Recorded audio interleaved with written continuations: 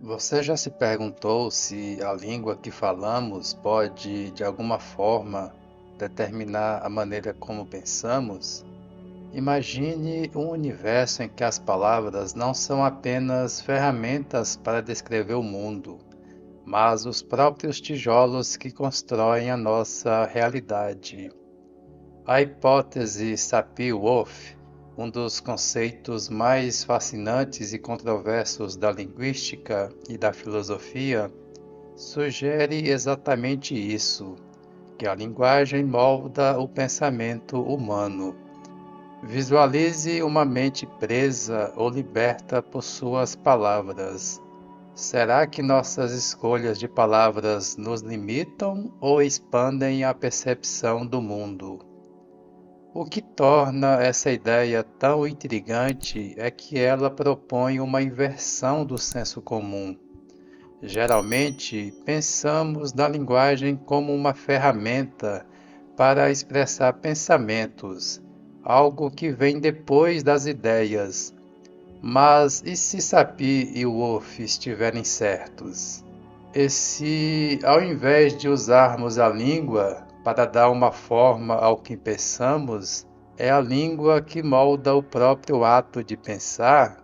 Esse questionamento nos leva ao cerne de debates que atravessam séculos de filosofia, desafiando concepções sobre o livre-arbítrio, a consciência e a natureza da realidade. Edward Sapir e seu aluno Benjamin Lee Whorf foram pioneiros na ideia de que a linguagem e o pensamento estão intimamente conectados. No início do século XX, Sapir, um dos mais influentes linguistas da época, argumentou que a gramática e a estrutura de uma língua influenciam diretamente a forma como as pessoas percebem o mundo. Para ele, não havia como pensar de maneira completamente independente da linguagem que se fala. Woolf, por sua vez, avançou essa ideia e explorou como diferentes línguas podem levar a modos de pensar distintos. Uma das histórias mais conhecidas que ilustram a hipótese Sapir-Whorf é a do povo Hopi, uma comunidade indígena norte-americana. Whorf estudou a língua Hopi e argumentou que eles não possuíam a mesma concepção de tempo que os falantes de inglês. Para os Hopis, o tempo não era algo linear, com passado, presente e futuro claramente definidos. Essa diferente percepção do tempo, segundo Wolff, estaria diretamente relacionada à estrutura da sua língua. Imagine como seria viver em um mundo sem a distinção clara entre ontem, hoje e amanhã. O que está em jogo aqui não é apenas a forma como descrevemos o mundo, mas como o experienciamos. Se a linguagem molda o pensamento, então aqueles que falam línguas diferentes vivem em realidades cognitivas distintas. Essa ideia é perturbadora e fascinante ao mesmo tempo, pois implica que nossa compreensão do mundo pode ser, de certa forma, limitada pelas palavras que temos à disposição. O conceito de intraduzível ganha um novo significado. Não é apenas que não conseguimos encontrar uma palavra exata em outra língua, mas que certas realidades podem ser inatingíveis se não tivermos as palavras certas para nomeá-las. Um exemplo marcante dessa hipótese é o famoso debate sobre as palavras para neve em algumas línguas esquimós. De acordo com essa ideia, as diferentes palavras que eles têm para descrever a neve indicariam uma capacidade maior de perceber variações na neve que outros povos simplesmente não conseguem ver. Embora essa alegação tenha sido amplamente debatida, ela oferece um vislumbre de como a linguagem pode estar profundamente entrelaçada com a percepção do ambiente. Filósofos e linguistas contemporâneos continuam a discutir até que ponto a linguagem determina o pensamento. Enquanto alguns defendem uma versão mais fraca da hipótese Sapir-Whorf, que sugere que a linguagem influencia, mas não define completamente o pensamento, outros acreditam que a conexão é ainda mais forte do que Sapir e Whorf inicialmente propuseram. Qual é o verdadeiro impacto da linguagem em nossa percepção? Essa pergunta ecoa nos debates de filosofia da mente e da linguagem. A hipótese Sapir-Whorf nos faz questionar se existe um mundo objetivo que todos experimentam da mesma forma. Se a língua que falamos determina ou influencia o que percebemos, então o que chamamos de realidade pode ser, na verdade, múltipla e fragmentada. Para os adeptos dessa ideia, os seres humanos não compartilham uma única realidade, mas várias realidades que são construídas a partir das estruturas linguísticas que cada um usa. Apesar de todas as especulações, é preciso reconhecer que nem todos concordam com essa hipótese. Muitos filósofos e cientistas cognitivos argumentam que o pensamento é independente da linguagem. Eles defendem que, embora a linguagem possa facilitar a comunicação de ideias, o pensamento humano existe de forma pré-linguística, sendo moldado por experiências sensoriais, biologia e cultura. A linguagem, nesse sentido, seria apenas uma das várias ferramentas à disposição do ser humano para expressar o que já é conhecido ou compreendido. No entanto, mesmo os críticos da hipótese Sapir-Whorf não negam que a linguagem tenha algum efeito no modo como organizamos nossas experiências. A cultura, por exemplo, está profundamente enraizada na linguagem. O que é considerado apropriado, moral ou aceitável em uma sociedade é amplamente transmitido por meio da língua.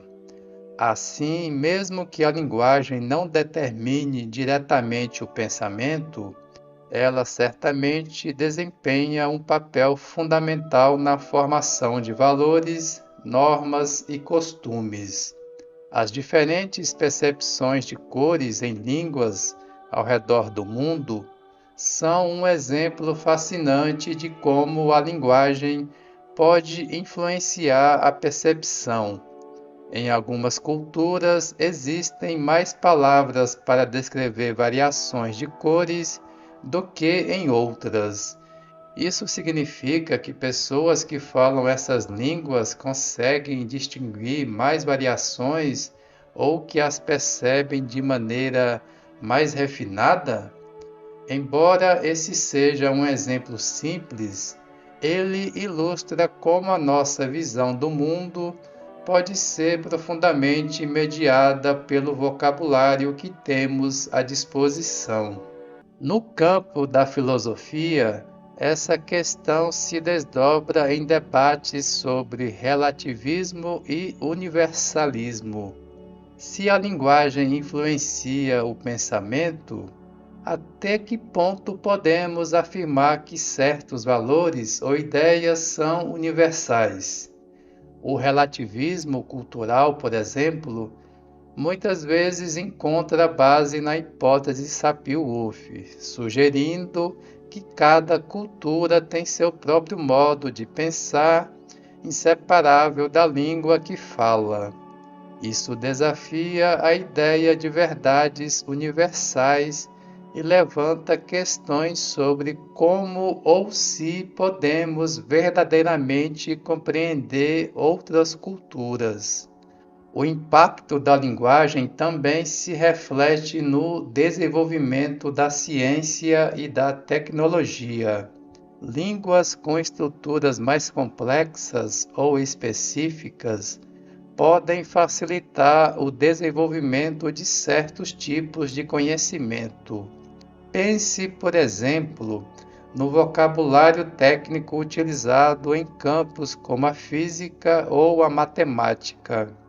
A criação de novas palavras e conceitos permite a exploração de ideias que antes não existiam ou eram impensáveis. Essa interseção entre linguagem e ciência nos leva a outra questão filosófica profunda. Até que ponto a criação de novos termos e conceitos é uma extensão da realidade ou uma invenção humana? Será que, ao criar palavras e estruturas para descrever o mundo, estamos descobrindo algo que já estava lá ou simplesmente inventando novas formas de ver e entender a realidade?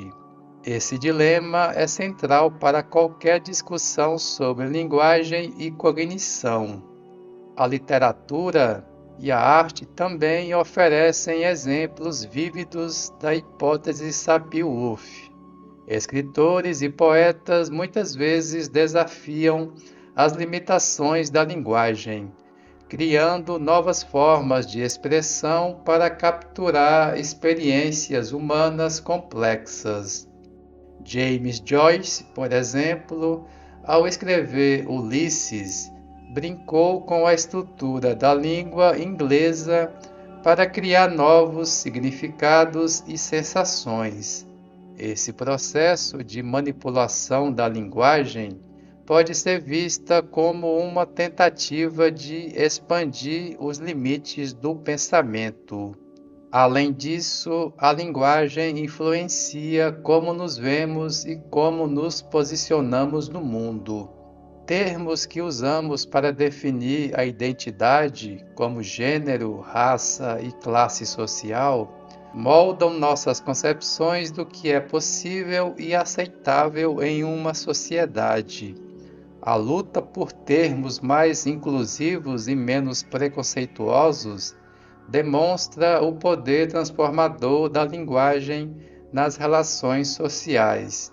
A linguagem é uma ferramenta de poder capaz de construir e desconstruir realidades sociais. Os avanços nas linguagens artificiais, como a programação de computadores, também abrem um novo campo de exploração dentro da hipótese Sapir-Whorf. Se a linguagem natural molda o pensamento humano, o que dizer das linguagens de programação, que permitem aos humanos interagir com máquinas? A criação de novas linguagens artificiais pode ser vista como uma extensão dessa ideia, onde a forma como nos comunicamos com máquinas também influencia como pensamos sobre o mundo digital. Talvez a maior provocação da hipótese Sapir-Whorf seria a ideia de que o mundo como o conhecemos é, em grande parte, um produto das palavras que usamos para descrevê-lo.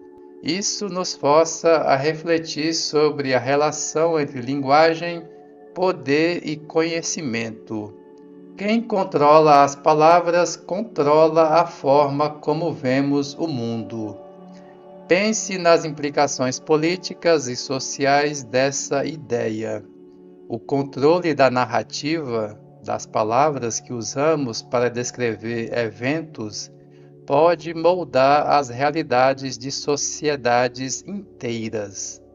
À medida que mergulhamos mais fundo nesse tema, somos levados a questionar até que ponto nossas vidas cotidianas são moldadas pela língua. Será que nossa felicidade, angústia ou sucesso são influenciados pela forma como articulamos nossas experiências?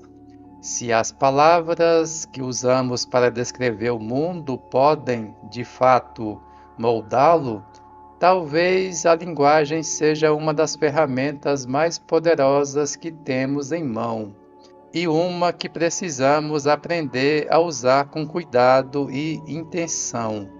No final fica a provocação: será que somos verdadeiramente livres para pensar além das limitações impostas pela língua? Ou será que, como sugerem Sapir e Woolf, somos inevitavelmente moldados pelas palavras que aprendemos desde a infância? A linguagem que nos dá a capacidade de articular ideias também pode ser uma prisão invisível. A questão que fica para você é: até onde as palavras que você conhece definem quem você é e como você vê o mundo? Obrigado pela atenção e até a próxima.